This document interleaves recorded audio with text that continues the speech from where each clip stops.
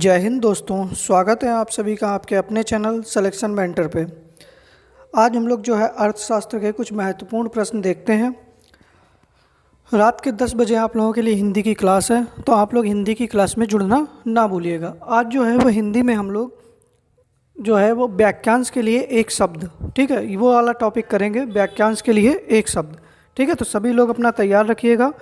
और आप लोग जो भी लोग वीडियो को लाइक नहीं करते हैं या वीडियो को शेयर नहीं करते हैं, तो सबसे पहले सबसे निवेदन है कि वीडियो को लाइक और शेयर कर दीजिएगा और चैनल को अधिक से अधिक शेयर करिएगा, जिससे हम लोग जल्दी से जल्दी अपने सब्सक्राइबर बढ़ा सकें।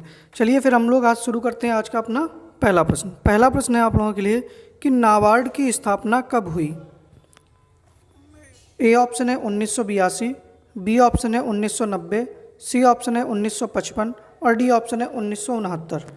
तो देखिएगा कि जो 1969 है, इसमें क्या हुआ था, सबसे पहले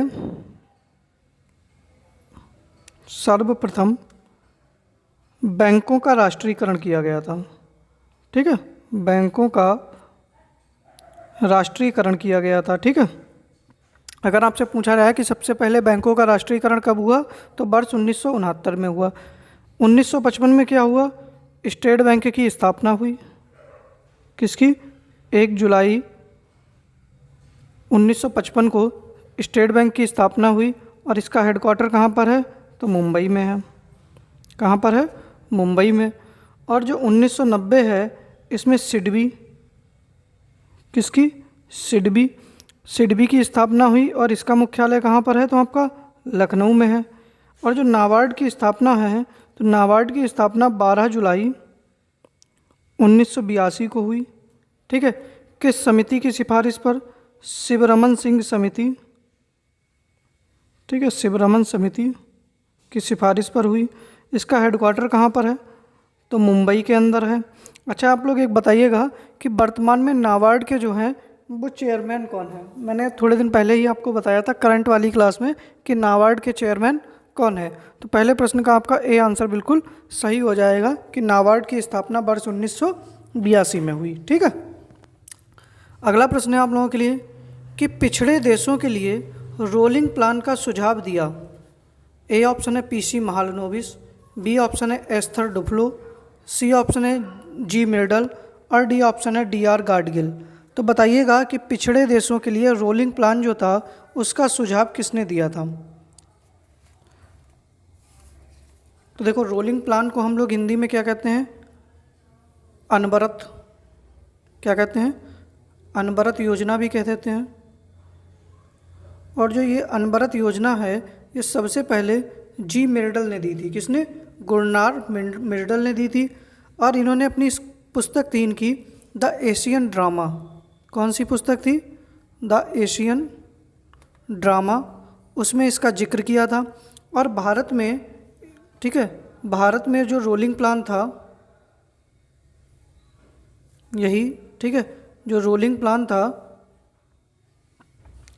ये कौन लेकर आया था, तो रोलिंग प्लान जो थे वो लेकर आए थे डीटी लकड़वाला। कौन लेकर आए थे? डीटी लकड़वाला लेकर आए थे। ठीक है, और भारत में जो रोलिंग प्लान था वो किसकी गवर्नमेंट में आया था, तो जनता पार्टी की सरकार में। किसकी? जनता पार्टी की सरकार में। और जनता पार्टी में इस समय कौन था, तो प्रधानमंत्री कौन थे, तो मोरारजी देसाई आपके प्रधानमंत्री थे। अच्छा, ये आया कब था, तो ये 1978 से 1980 के बीच में। कब? 1978 से 1980 के लिए। ठीक है, तो इस प्रश्न का सही आंसर आपका क्या हो जाएगा, सी ऑप्शन आपका बिल्कुल सही हो जाएगा। ठीक है, अगला प्रश्न है कि देश में सर्वाधिक समृद्धि दर प्राप्त की गई थी। तीसरी पंचवर्षीय योजना, 8वीं पंचवर्षीय योजना द्वारा, 5वीं पंचवर्षीय योजना द्वारा और 7वीं पंचवर्षीय योजना द्वारा। तो बताइएगा कि किस पंचवर्षीय योजना के द्वारा सबसे ज़्यादा समृद्धि दर प्राप्त की गई थी। तो देखिएगा, जो तीसरी पंचवर्षीय योजना है इसके द्वारा हमको ऋणात्मक, ठीक है, मतलब ऐसी कौन सी योजना रही जिसका ऋणात्मक प्रभाव रहा, मतलब जिसने अपना जितना सोचा था उससे कम प्राप्त, मतलब कम जीडीपी से प्राप्त किया है। ठीक है, और ये कौन सी योजना थी? तो तीसरी योजना थी। अच्छा, सबसे ज़्यादा प्राप्त करने वाली कौन सी थी? तो 8वीं पंचवर्षीय योजना। कौन सी थी? 8वीं पंचवर्षीय योजना थी। इसने 5.6% का लक्ष्य रखा था और 6% से ऊपर जो है इसने जीडीपी को हासिल किया था। ठीक है, 6.78% को, कितना? 6.78% को सम्मिलित किया था। तो तीसरे प्रश्न का बी आंसर आपका बिल्कुल सही हो जाएगा। अच्छा, आपसे पूछ ले कि हरित क्रांति, तो हरित क्रांति जो है वो तीसरी पंचवर्षीय योजना के बाद, ठीक है, मतलब तीसरी पंचवर्षीय योजना के दौरान आई थी। ठीक है, हरित क्रांति तीसरी पंचवर्षीय योजना में आई थी। अच्छा, जो 5वीं पंचवर्षीय योजना थी, ये कैसी योजना थी? ये 1 वर्ष पहले ख़त्म कर दी गई। कब? 1 वर्ष पहले ही ख़त्म कर दी गई थी। और जो 7वीं पंचवर्षीय योजना थी आपकी, ये किसके? जॉन डब्ल्यू मिलर मॉडल पर आधारित थी। अच्छा, जो 5वीं पंचवर्षीय योजना थी, ये 1974 से 1979 तक थी, लेकिन ये पहले ही ख़त्म होकर कब ख़त्म हो गई थी? 1978 में, क्योंकि 1978 में क्या आ गया था? आपका रोलिंग प्लान आ गया था, सरकार चेंज हो गई थी, तो 5वीं पंचवर्षीय योजना पहले ही समाप्त हो गई थी। तो तीसरे प्रश्न का बी आंसर आपका सही हो जाएगा। ठीक है, अगला प्रश्न है हमारा कि मिश्रित अर्थव्यवस्था क्या है? ए ऑप्शन है निजी क्षेत्र में विशेष बल, बी ऑप्शन है आपका सार्वजनिक क्षेत्र पर विशेष ध्यान, सी ऑप्शन है सार्वजनिक क्षेत्र एवं निजी क्षेत्र में प्रतिस्पर्धा, और डी ऑप्शन है सार्वजनिक क्षेत्र एवं निजी क्षेत्र का सह अस्तित्व। यहाँ पर सह अस्तित्व लिख लेना। ठीक है, निजी एवं सार्वजनिक क्षेत्र का सह अस्तित्व। तो देखिएगा, इस प्रश्न का सही आंसर आप लोगों का हो जाएगा डी ऑप्शन। देखो, मिश्रित अर्थव्यवस्था क्या होती है? जहाँ पर सार्वजनिक क्षेत्र एवं निजी क्षेत्र दोनों का सह अस्तित्व होता है। ठीक है, यहाँ पर दोनों ही मिलकर काम करते हैं, सार्वजनिक क्षेत्र और निजी क्षेत्र, वो क्या कहलाती है? मिश्रित अर्थव्यवस्था आपकी कहलाती है। ठीक है, अब देखिएगा, भारत में कितने प्रकार की अर्थव्यवस्था? भारत में क्या, हर जगह 3 ही प्रकार की अर्थव्यवस्था होती है। एक कैसी होती है? पूंजीवादी। कैसी होती है? पूंजीवादी। अच्छा, आपसे पूछ ले कि पूंजीवादी अर्थव्यवस्था के जनक कौन थे? फादर कौन थे? तो पूंजीवादी अर्थव्यवस्था के जनक थे एडम स्मिथ। कौन थे? Adam Smith. और जो पूंजीवादी अर्थव्यवस्था होती है, ये कैसी होती है? ये प्राइवेट होती है, मतलब निजी होती है, और इसका मेन उद्देश्य क्या होता है? अधिक से अधिक पैसा कमाना। क्या होता है? अधिक से अधिक पैसा कमाना। ठीक है, इसके बाद में होती है समाजवादी अर्थव्यवस्था। कौन सी होती है? समाजवादी अर्थव्यवस्था। तो ये समाजवादी अर्थव्यवस्था के जनक कौन थे? तो समाजवादी अर्थव्यवस्था के जनक थे कार्ल मार्क्स। कौन थे? Karl Marx. ठीक है, और इसमें किसकी सबसे ज़्यादा भागीदारी होती है? तो सरकार की, या गवर्नमेंट से चलती है। ठीक है, और इसमें क्या होता है? इसमें समाज को आगे किया जाता है। ठीक है, किसको? समाज को आगे, मतलब समाज को देखकर, समाज की चीज़ें को रखकर इसमें आगे बढ़ाया जाता है। तीसरी होती है आपकी, कौन सी मैंने बताई अभी? मिश्रित अर्थव्यवस्था। मिश्रित अर्थव्यवस्था, तो यह किससे चलती है? सार्वजनिक एवं निजी क्षेत्र दोनों से चलती है।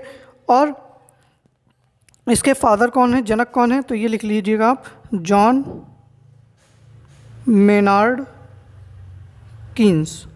ठीक है, तो आपसे पूछ ले, देखो, पूंजीवादी अर्थव्यवस्था के जनक एडम स्मिथ, समाजवादी अर्थव्यवस्था के जनक कार्ल मार्क्स, और मिश्रित अर्थव्यवस्था के जनक जॉन मेनार्ड कीन्स हो जाएंगे। तो ठीक है, चौथे प्रश्न का आपका डी आंसर बिल्कुल सही हो जाएगा। अगला प्रश्न है हमारा कि भारत में 1 रुपये का नोट जारी किया जाता है भारत सरकार द्वारा, आरबीआई के द्वारा, स्टेट बैंक के द्वारा, या राष्ट्रपति के द्वारा। तो देखिएगा कि भारत में जो 1 रुपये का नोट जारी किया जाता है, वो किसके द्वारा जारी किया जाता है? भारत सरकार के द्वारा। और इस 1 रुपये के नोट पर किसके साइन होते हैं? तो वित्त सचिव के। किसके? वित्त सचिव के साइन होते हैं। और 1 रुपये से अधिक के नोट या सिक्कों पर कौन जारी करता है? तो 1 रुपये से अधिक, 1 रुपये से अधिक के सिक्के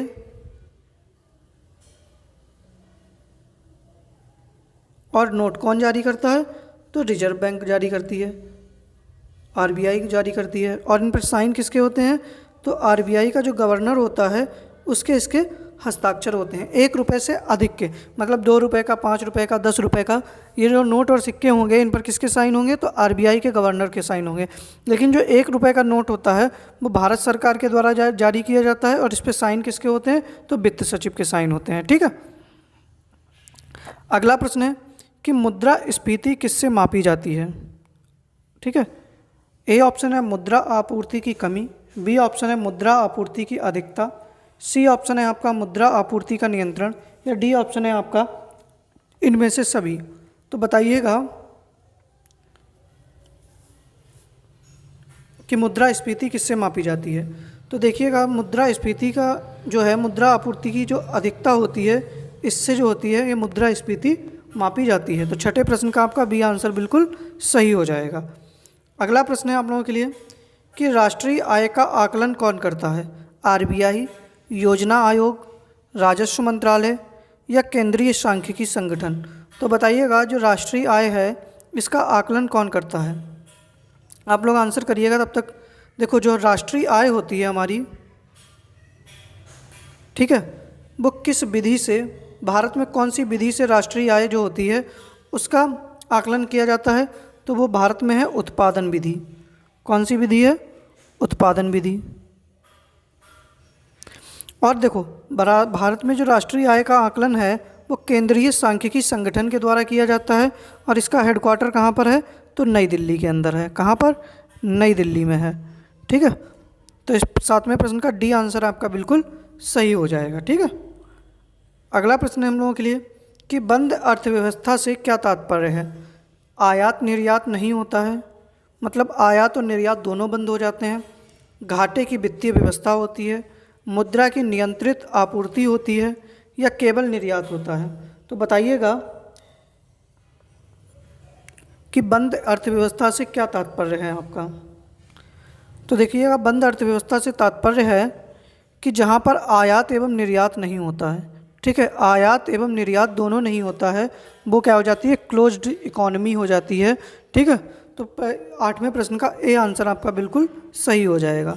अगला प्रश्न है कि अमर्त्य सेन को अर्थशास्त्र का नोबेल मिला, वह आर्थिक विकास के लिए किस दृष्टिकोण के समर्थक थे? तो बताइएगा इस प्रश्न का सही आंसर क्या हो जाएगा। अच्छा, अमर्त्य सेन जो थे, इससे पहले आप लोग ये बताइएगा कि जो अर्थशास्त्र का नोबेल पुरस्कार था, अर्थशास्त्र का नोबेल कब से देना प्रारंभ हुआ? तो अर्थशास्त्र का नोबेल जो था वो 1968 से शुरू हुआ और सबसे पहले 1969 में 2 लोगों को दिया गया। ठीक है। किसको? 2 लोगों को दिया गया। कौन कौन से थे व्यक्ति? तो एक तो थे रेगनर फ्रीस, क्या नाम था? रेगनर फ्रीस। और दूसरे जो थे उनका नाम था वेन बेरेगन। क्या नाम था? वेन बेरेगन नाम था। ठीक है। और जो अमर्त्य सेन को नोबेल कब दिया गया था? तो जो हमारे अमर्त्य सेन थे इनको कब नोबेल मिला था? तो इनको नोबेल मिला था 1998 में। अच्छा, और कौन ऐसे भारतीय हैं, भारतीय मूल के व्यक्ति जिनको नोबेल मिला है? तो उनका नाम क्या है आपका? अभिजीत बनर्जी। क्या नाम है? अभिजीत बनर्जी, जिनको अर्थशास्त्र का नोबेल मिला है। और इनको कब मिला है? तो 2019 में मिला है। कब मिला है? 2019 में मिला है। तो अमर्त्य सेन जो थे वो किससे संबंधित थे? उन्होंने कल्याणकारी अर्थशास्त्र की अवधारणा दी थी। ठीक है। तो 9वें प्रश्न का आपका डी आंसर सही हो जाएगा, वो कल्याणकारी अर्थशास्त्र से संबंधित थे। तो देखिएगा सबसे पहले नोबेल पुरस्कारों में अर्थशास्त्र का नोबेल पुरस्कार 1968 में सम्मिलित किया गया और सबसे पहले रेगनर फ्रीस और वेन बेरेगन को 1969 में दिया गया। कौन कौन से 2 भारतीय मूल के व्यक्ति थे? अमर्त्य सेन, जिनको 1998 में, और अभिजीत बनर्जी, जिनको 2019 में नोबेल पुरस्कार दिया गया था। अगला प्रश्न है आप लोगों के लिए कि नई आर्थिक नीति किससे संबंधित है? तो उदारीकरण, निजीकरण, विश्वव्यापीकरण या फिर इनमें से सभी। तो बताइएगा।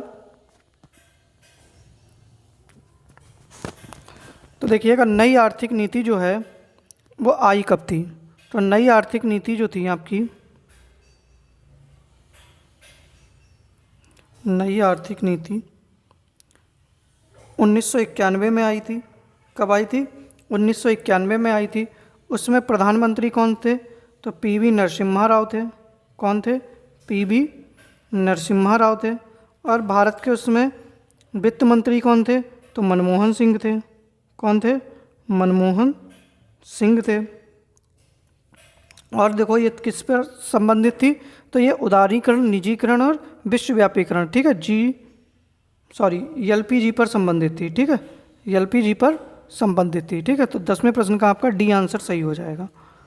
अगला प्रश्न है हम लोगों के लिए कि भारत में योजना अवकाश हुआ था। ए ऑप्शन है 1962 भारत चीन युद्ध के बाद, 1966 अकाल के बाद, 1971 में बांग्लादेश की स्वतंत्रता के बाद, डी ऑप्शन है 1965 में भारत पाकिस्तान युद्ध के बाद में। तो बताइएगा जो भारत में योजना अवकाश हुआ था वो कब हुआ था? सही आंसर सब लोग बताइएगा। प्रथम योजना अवकाश जो था भारत में, ठीक है, यहाँ से कर, प्रथम योजना अवकाश जो था भारत में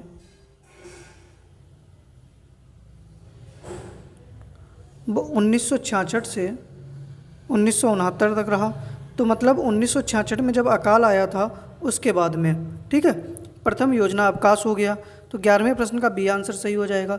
अच्छा, इसके बाद में देखो पंचवर्षीय योजनाएं ही चल रही थी। इसके बाद में क्या हुआ? अनवरत योजना कब आई?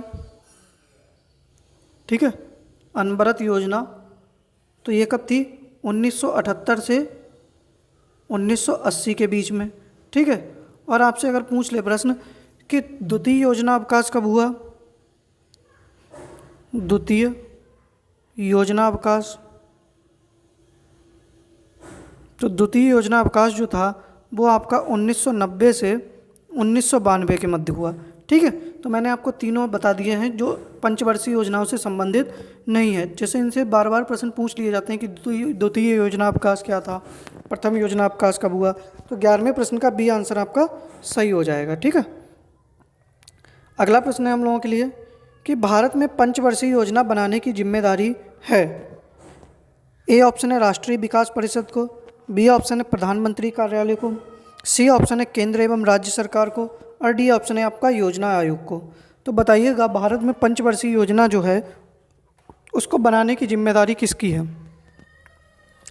तो देखिएगा भारत में जो पंचवर्षीय योजना है वो योजना आयोग के द्वारा बनाई जाती है। किसके द्वारा? योजना आयोग के द्वारा। अब जो आपका योजना आयोग था, प्लानिंग कमीशन। अच्छा, आपसे एक बात और भी पूछ सकता है कि पंचवर्षीय योजनाओं का विचार किसने दिया था? तो जवाहरलाल नेहरू ने दिया था। किसने? जवाहरलाल नेहरू ने दिया था।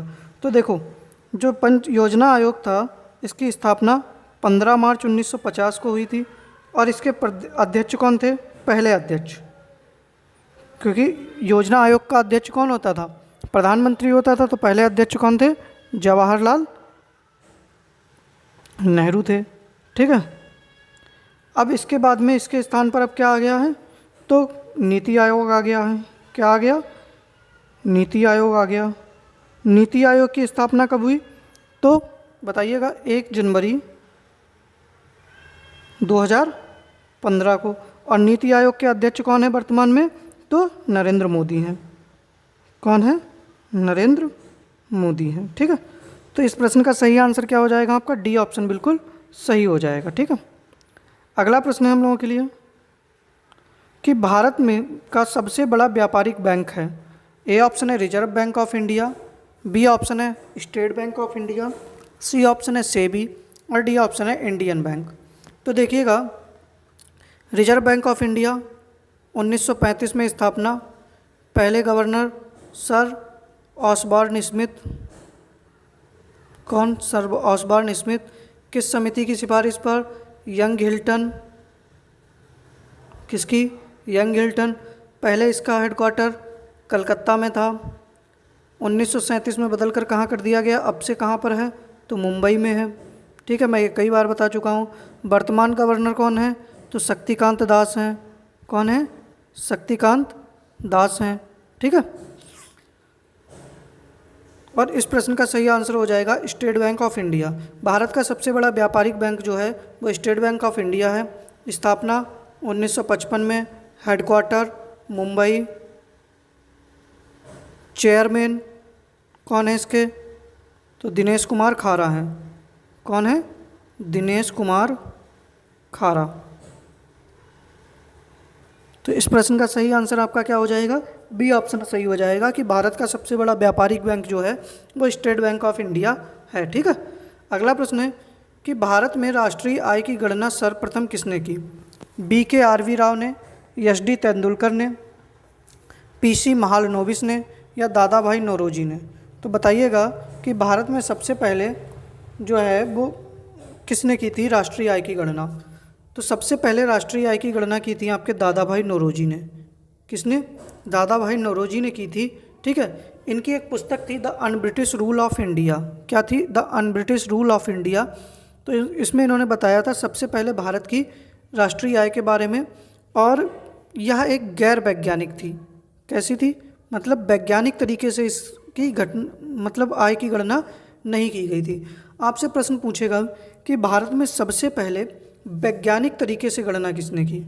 ठीक है, वैज्ञानिक तरीके से राष्ट्रीय आय की गणना सबसे पहले किसने की? राष्ट्रीय आय की गणना सबसे पहले किसने की थी? तो वर्ष 1930 में किसने की थी? BK राव ने। किसने? BK राव के द्वारा सबसे पहले वैज्ञानिक तरीके से क्या की गई थी? राष्ट्रीय आय की गणना की गई थी। लेकिन अगर आपसे ऐसे ही पूछ ले कि भारत में सबसे पहले राष्ट्रीय आय की गणना किसने की थी, तो दादा भाई नौरोजी आंसर सही हो जाएगा। तो 14वें प्रश्न का आपका डी आंसर सही हो जाएगा। ठीक है, अगला प्रश्न है आप लोगों के लिए कि भारत में की GDP में सर्वाधिक योगदान किसका है? प्राथमिक क्षेत्र का, द्वितीयक क्षेत्र का, तृतीयक क्षेत्र का या सभी का बराबर है? तो देखिएगा प्राथमिक क्षेत्र में कौन कौन सी चीज़ें आती हैं। कृषि आती है आपकी, वानिकी आती है। ठीक है, कृषि है, वानिकी है, मत्स्य है, पशुपालन है। ठीक है, खनन है, उत्खनन है, और जो द्वितीय क्षेत्र है तो आपके द्वितीय क्षेत्र में क्या क्या आता है? विनिर्माण है। क्या है? विनिर्माण है, गैस है, बिजली है, कपड़ा उद्योग है, खनिज उद्योग है। ये सब किस में आते हैं? द्वितीय क्षेत्र में आते हैं। ठीक है, और जो आपका तृतीय क्षेत्र है इसमें क्या होता है? तो सेवा आती है, बैंकिंग मतलब सर्विस सेक्टर है ये, भंडारण, होटल, परिवहन। ये सब किस में आ जाएगा? आपका तृतीय क्षेत्र में। तो भारत की GDP में सर्वाधिक योगदान आपका किसका हो जाता है? तृतीय क्षेत्र का हो जाता है। ठीक है, भारत की GDP में सबसे ज़्यादा किसका योगदान है? तृतीय क्षेत्र का है, तो C ऑप्शन सही हो जाएगा। और सबसे कम योगदान किसका है? अगर आपसे यही पूछ ले कि सबसे ज़्यादा कम योगदान किसका है, तो सबसे कम योगदान जो है वो प्राथमिक क्षेत्र का है। ठीक है, किसका है? आपका प्राथमिक क्षेत्र का सबसे कम योगदान है। तो इस प्रश्न का सही आंसर आपका क्या हो जाएगा? C आंसर सही हो जाना है। ठीक है, अगला प्रश्न है कि कौन सा सरकारी संगठन भारतीय प्रतिभूति बाजार में सक्रिय सभी निवेशकों का प्रमुख नियामक है? ठीक है,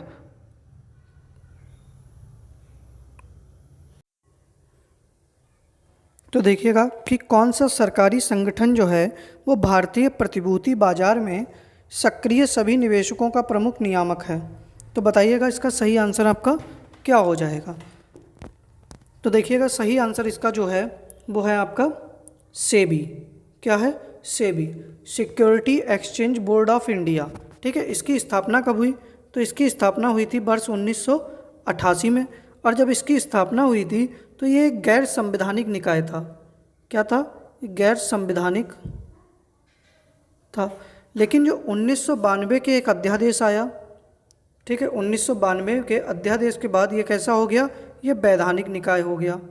कैसा हो गया, वैधानिक निकाय हो गया।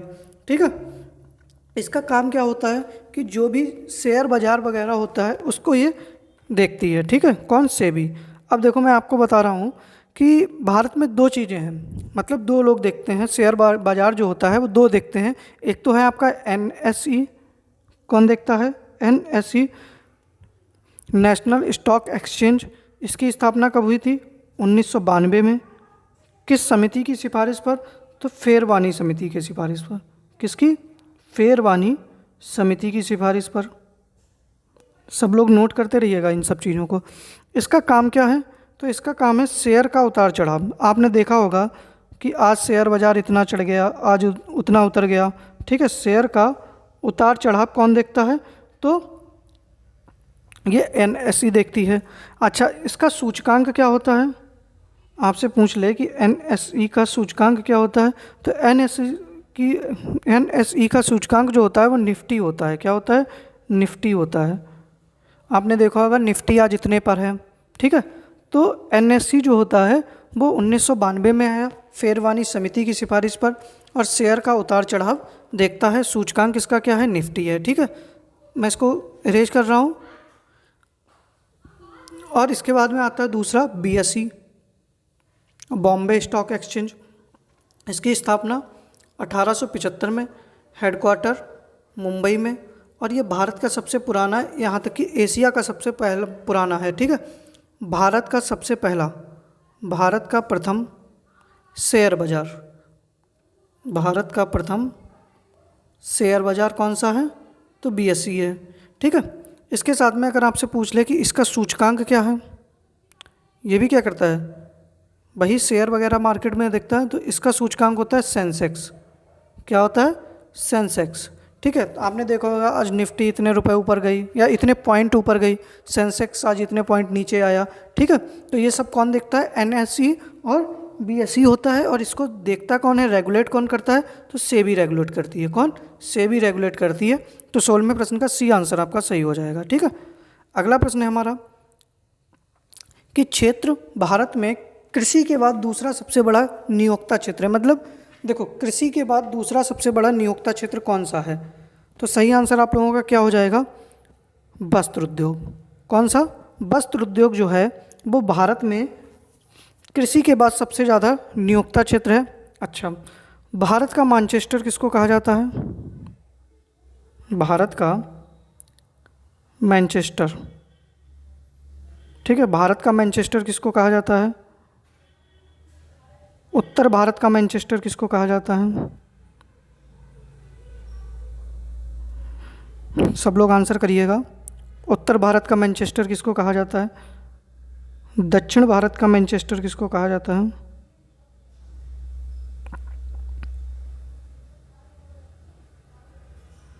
ठीक है, दक्षिण भारत का मैनचेस्टर किसको कहा जाता है।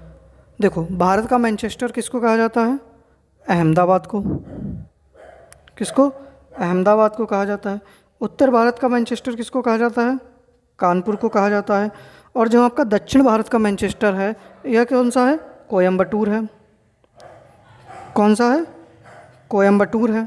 ठीक है, अच्छा, तो ये तो आप तीनों लिख लीजिएगा। इसके बाद में अगर आपसे पूछ लिया जाए कि भारत में पहली प्रथम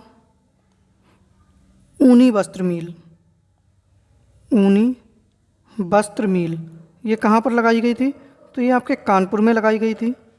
कहाँ पर, कानपुर में लगाई गई थी। कब, 1874 में। ठीक है, कब, 1874 में। ठीक है, इसके बाद में अगर आपसे पूछ ले कि प्रथम सूती वस्त्र मिल, प्रथम सूती वस्त्र मिल, तो ये आपकी लगाई गई थी 1818 में। कहाँ पर, फोर्ट ग्लास्टर में। कहाँ पर, फोर्ट ग्लास्टर में। और ये कहाँ पर है, पश्चिम बंगाल में है। लेकिन ये जो मील थी वो एक असफल मील थी। कैसी थी, असफल मील थी। ठीक है, मतलब ये लगी लेकिन ये पूर्णतः संचालित सही ढंग से नहीं हो पाई।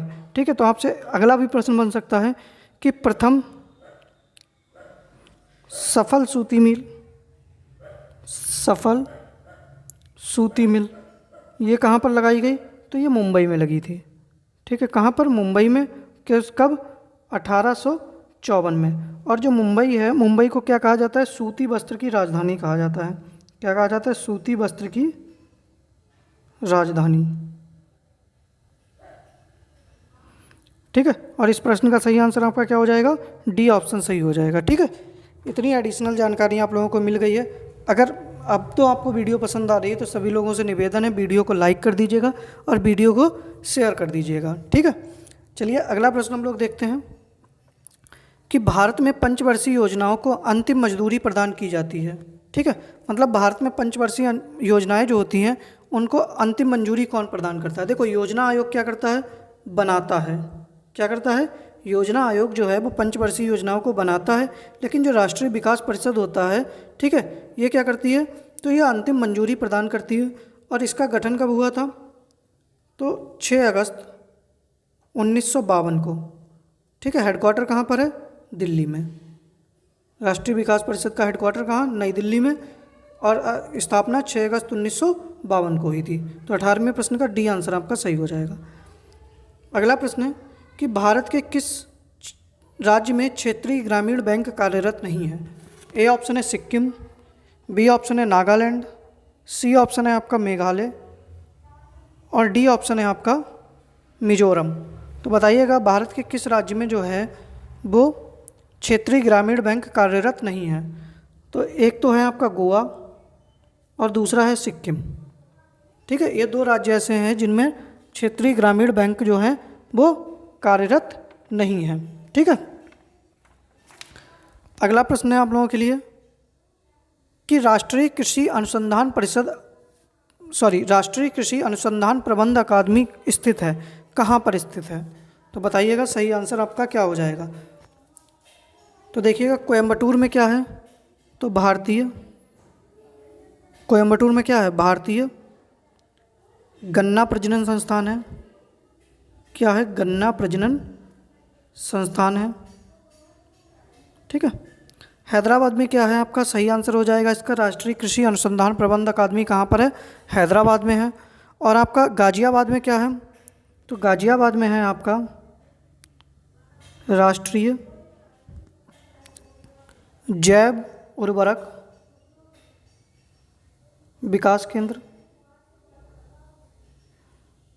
ठीक है, राष्ट्रीय जैव उर्वरक विकास केंद्र। और जो आपका कटक है, कटक के अंदर क्या है? जल्दी से बताइएगा आंसर। कटक के अंदर क्या है? तो कटक के अंदर है राष्ट्रीय चावल शोध संस्थान। चावल शोध संस्थान। तो इस प्रश्न का सही आंसर क्या हो जाएगा? बी आंसर आपका बिल्कुल सही हो जाएगा। ठीक है, शायद मैंने एक प्रश्न आप लोगों को नहीं कराया है। अच्छा, करा दिया है, छूट गया था। चलिए, तो ठीक है, आज के ये हमारे 20 प्रश्न थे। उम्मीद कर रहे हैं कि आप सभी को ये वीडियो पसंद आई होगी।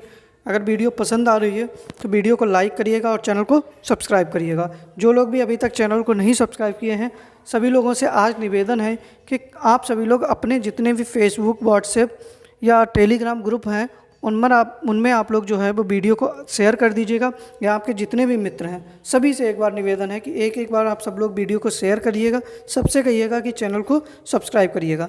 रात के 10 बजे जो है वो आप लोगों के लिए हिंदी में वाक्यांश के लिए एक शब्द की क्लास है। ठीक है, वाक्यांश के लिए एक शब्द।